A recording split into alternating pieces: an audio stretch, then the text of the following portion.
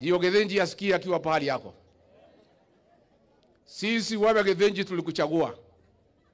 Tulikupenda. Tukakupatia kura zetu zote. Ukakuwa mfalme. Ukafika pahali ukatusaliti. Ukatudanganya, ukageuka sisi. Ukahangaisha biashara zetu. Ukafuta watoto wetu kazi.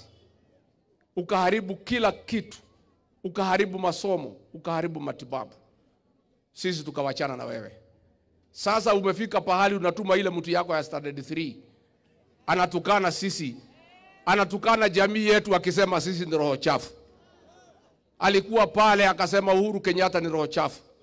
Akasema Rigathi Gachagua ni roho chafu. Akasema Martha Karua ni roho chafu. Akasema Justin Muturi ni roho chafu. Akasema Linturi ni roho chafu. Ni matusi si matusi? Ni madharau si madharau? Wewe Githinji ujue sisi sio roho chafu, wewe ndio umechafua roho zetu. Na ndio utajua roho zetu zimechafuka mwezi ya 8 2027. Utajua roho zetu zimechafuka.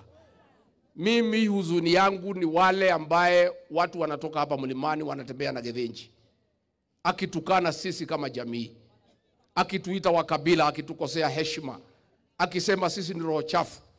Na nyinyi wale mumetoka hapa mlichaguliwa na watu ya Murang'a, na watu ya Kiambu, na watu ya Nyeri, na watu ya Kirinyaga, watu ya Nyandarua, watu ya Embu, watu ya Meru.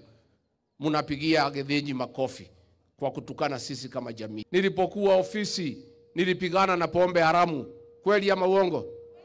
Imerudi haijarudi?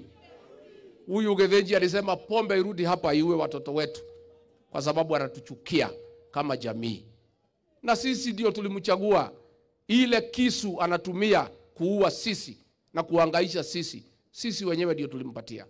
Na ndio tuko na uchungu sana ya kwamba sisi tulikufanya rais, na ile panga tulikupatia ya kuongoza unaitumia kuangamiza jamii yetu.